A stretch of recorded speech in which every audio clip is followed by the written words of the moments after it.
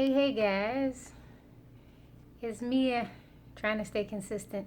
And that's what I've kind of come on here to talk to you about today as it relates to your health and more importantly, what you eat. Happy Black History Month for all those who are celebrating and all those who are willing to learn something.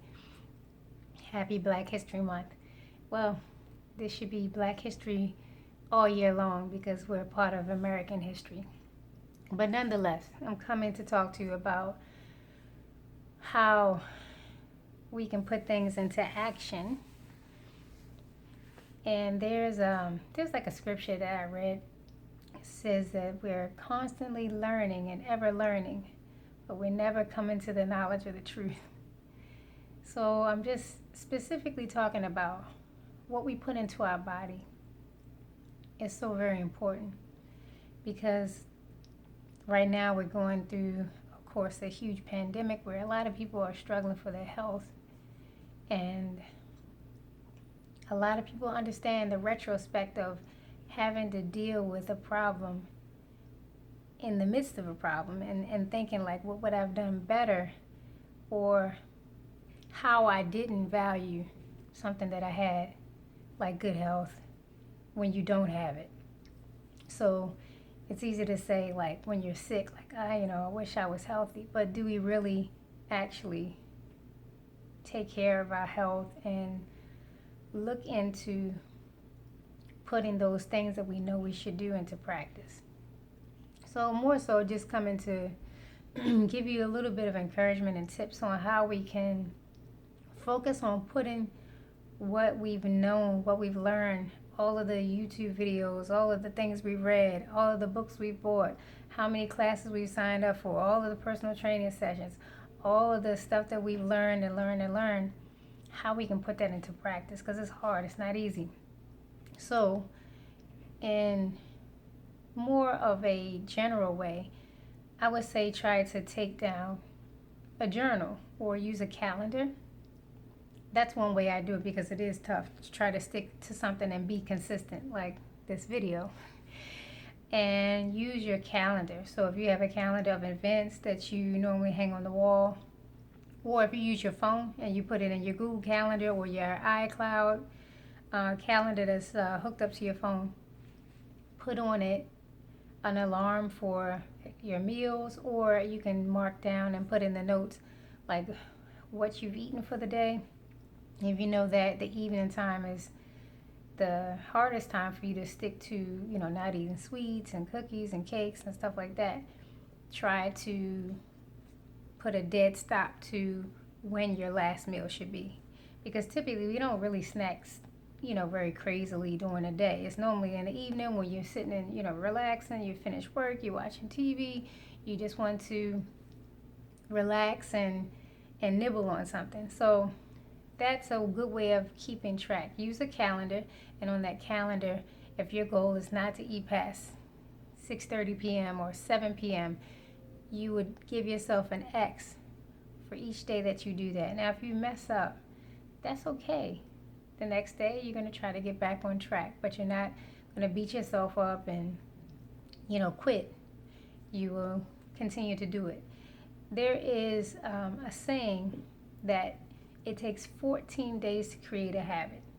So if you can do this for 14 days, then it'll be easier to do for the next 14 days. And then eventually you can do it for 2 months or 3 months, and then you can sustain it. Because a lot of times we do something and then we get the result and then we go right back to the way we were again.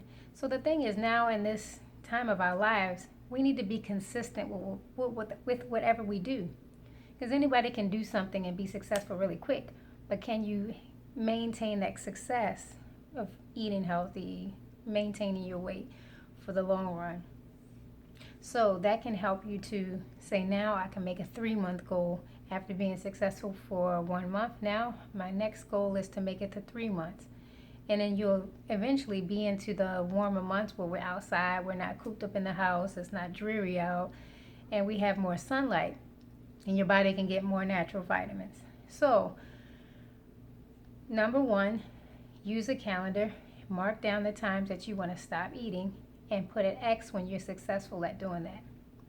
Number 2, try to prepare your meals in the beginning of the week. So if it's even just cutting up vegetables, you're preparing your onions, your peppers, your garlic, your avocados, and putting a bit of lemon juice on them, or your meats. You want to marinate your meats. If you're doing me, I'm more like pescatarian. I do a bit of turkey. I love turkey bacon, so I try to incorporate that in the morning just to treat myself.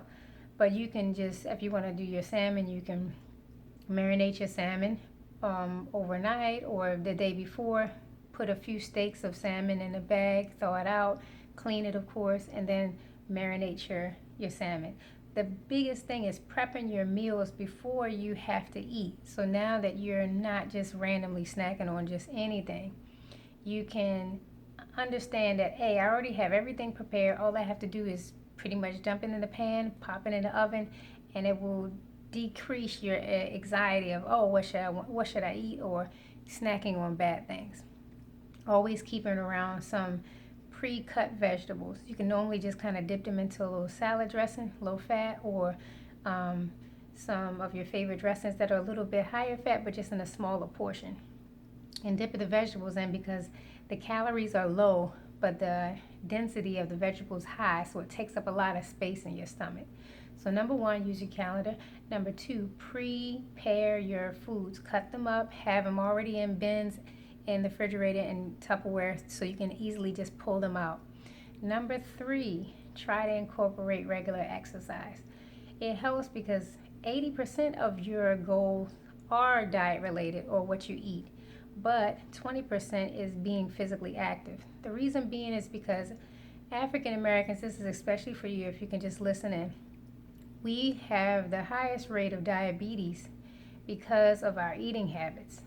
Now, if you don't want to be Black history, you have to take care of your health and the way you eat. Exercising is only 20%, but 80% is what you eat. But if you're eating healthy and then you incorporate exercise, your body will be able to regulate insulin and sugar. If you're overeating, that's why you're insulin resistant. I'll say that again. If you're overeating, that's why your body is insulin resistant, and that's what happens where diabetes or prediabetes comes into play. Your body already produces glucose through the pancreas, and then you eat food and it also produces glucose and insulin.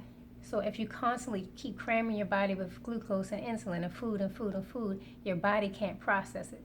So no matter how many drugs you take, it won't work because your body is naturally doing what God designed it to do, which is metabolize the small amounts of insulin that you're already taking in with your food, and that your body needs to take a break from eating from a certain amount of time in order to metabolize glucose and then burn fat.